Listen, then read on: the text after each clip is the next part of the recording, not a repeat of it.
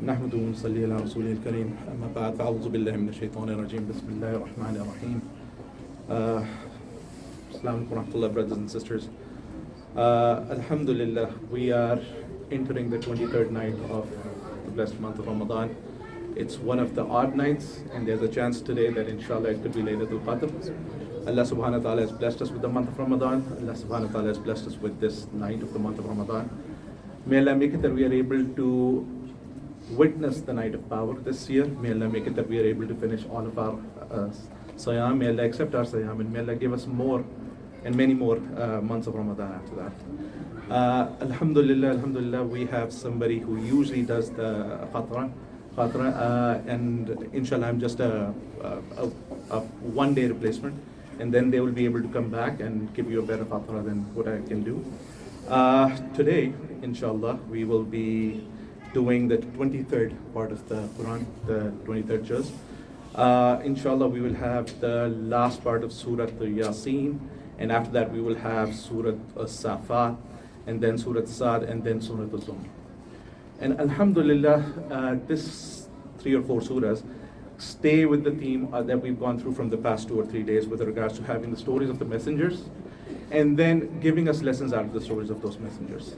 And Allah subhanahu wa ta'ala has said that after a lot of those messengers' examples are examples where they have been rejected by their people. But Allah subhanahu wa ta'ala has used them as an example of showing that even if you're rejected, even if you face hardships, you stay on your path, you remember Allah subhanahu wa ta'ala, you keep your faith with Allah subhanahu wa ta'ala. And those who are against you will be the ones who will be at loss. And alhamdulillah, you will be the ones who will be in the end successful, whether it's in the dunya and the akhirah. So when we look at Surah Yasin, one of the stories that it starts with is a story of 3 messengers who were sent to a town, and that town rejected their message. And as it went, first there were 2, then there were 3 messengers that were brought. Allah subhanahu wa ta'ala would start giving them calamities, and they would start saying that it's because of these messengers that we are seeing all of those calamities. And they would turn on them, and they said that if you don't stop, we will stone you and we would kill you.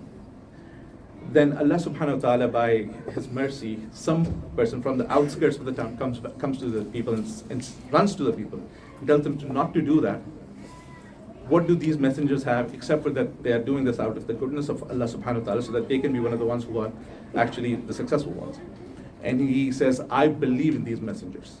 Now the people of the town killed this person. And then when Allah subhanahu wa ta'ala shows the next scene, it's the scene where he's entering Jannah. And he says, look, if only I could tell my people what I've been given afterwards. And then Allah subhanahu wa ta'ala destroyed the town. They didn't need an army, they didn't need a huge thing, just one word and the town was destroyed. And Allah subhanahu wa ta'ala says, even after all of this, the whole town was against them. They were going to kill the people, they were going to kill the messengers. And Allah subhanahu wa ta'ala told them to stay the course, and the one who stayed the course got Jannah, and everybody else got destroyed. Then even if you go through the rest of the story, the rest of the surah, it tells you about what you see outside. You have the sun, you have the moon, you have the things that are in their system, and they have been going down for billions of years. And Allah subhanahu wa ta'ala says, look how they follow each other. Look how the system stays where it is. The moon doesn't catch the sun doesn't catch the moon.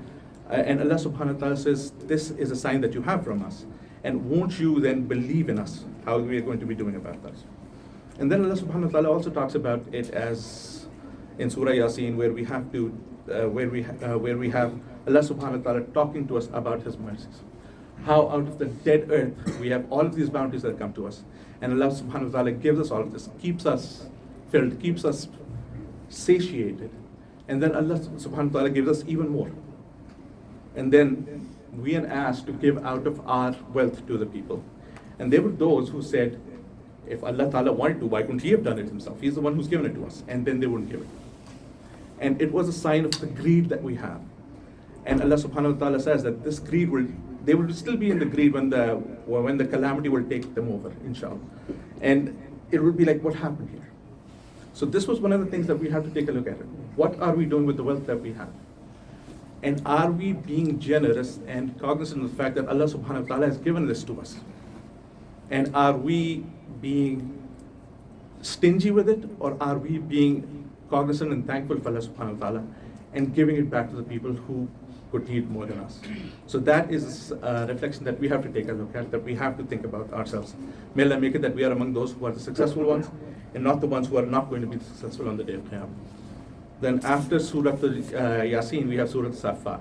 And again, the stories of the prophets keep going. Now, the name of the Safat comes from the angels. And the Safat, the ones who are upon rows. And then those who actually like having a hunter, and there's the ones who actually heard the clouds, and those who say Allah's zikr. And then Allah subhanahu wa ta'ala paints a picture of a barrier that Allah subhanahu wa ta'ala has made. And it's in our near heavens, Allah subhanahu wa ta'ala said that the stars are there not only just for adornment of the sky, but they actually kind of find a barrier where the shayateen and the demons won't be able to come across it, and the angels and everybody else is behind that barrier. Except somebody runs and listens to it, comes back to it. And the whole idea behind it is when we go outside, we look at the sky, we look at the beauty of Allah subhanahu wa ta'ala. These hundreds of billions of stars, there are hundreds of billions of light years away. And Allah subhanahu wa ta'ala says, if I can make that, how easy do you think it is for me to make you out of clay? So all of the things that we have within us, all of the takabbur, the haughtiness, the pride that we have within us, it's gone in an instant. If Allah can make all of that, what are you?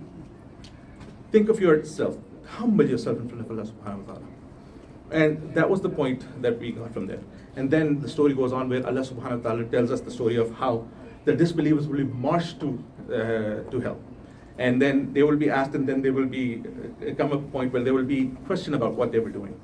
And they would blame the leaders, and the leaders would say, we are not responsible, they followed on their own. So think about it ourselves over here, those.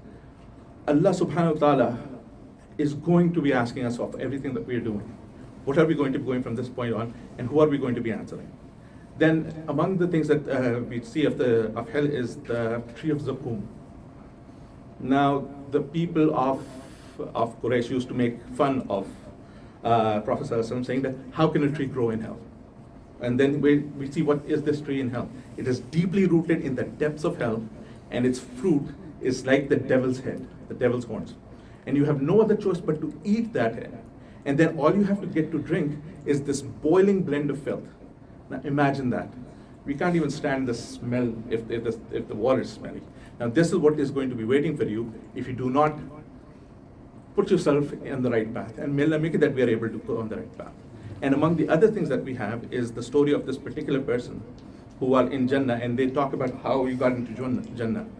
And this person asks, I had this friend who used to talk about not believing in Allah, and that they will not be resurrected. What happened to them? And then he's shown the picture of this person in hell. And then he says, oh, I was almost taken by you. So that the point that we got from that is, look around you. What is your company? That is where you're going to be ending in the hereafter. If your company is good, inshallah, you will be good. You will be among the salihin, you will be among the sabirin, you will be among the sabiqun, the first ones. And if you are not, Allah will test you, Allah will put you in hellfire where you will be eating the devil's fruit. And then you will be eating and drinking all kinds of filth. And may Allah make it that we are among those who are good friends so that we will stay in the good friends. Then the surah itself, after that, talks about the Nuh and his family. Also tells us about the story of Hazrat Ibrahim, not only of his breaking of the idols, but also the test that he went through with Hazrat Ismail alayhi salam. And also of Musa and Harun, and how they were given the scriptures and guidance, and a place in history. And after that, we have Ilyas and Lut and Yunus. And the story of Yunus is a little bit, something that I want to talk about a little bit over here, is that Prophet Yunus was sent to the people of Nineveh, and they were not responding to him, and out of dejection he left the people of Nineveh without asking for Allah's permission. And Allah tested him after that by the storm that took the boat that he was on, where they actually drew straws and said that we have to lighten the load, and it might be because one of us is not worthy of being on it. And he was thrown off the boat, and then he's eaten by a whale. And among the three darknesses, the darkness of the night, the darkness of the sea, and the darkness of the belly of the whale, Hazrat Yunus still called upon Allah subhanahu wa ta'ala, and Allah subhanahu wa ta'ala delivered him. And then think about it this way, he's a prophet, and Allah subhanahu wa ta'ala still said that if he hadn't called upon him, he would not have received his mercy, and he would have stayed in the belly till Qiyam. Then we have the story of the angels saying that, the pagans saying that angels are Allah's daughters, and they're making all kinds of weird associations of Allah subhanahu wa ta'ala. And then Allah saying, Allah is above it all. And then there are people who are said that, they said that if we were guided, we would have been guided. Now, when the guidance is getting to them, they are rejecting it. So think of it yourself. Are you getting guidance and you are rejecting it? Are you in your world, if somebody is coming to give you good advice, to bring you to the way of Allah, are you finding excuses not to follow Him? So this is another point that we can kind of look ourselves internally and see if we can judge ourselves and go from this point on. I've already gone over time. I wanted to talk about Surah Salat. Inshallah, we'll talk about it some other time. Maybe Brother Zarkash will be able to give a better talk than me. So Jazakallah khair. Jazakallah for letting me talk about it a little bit.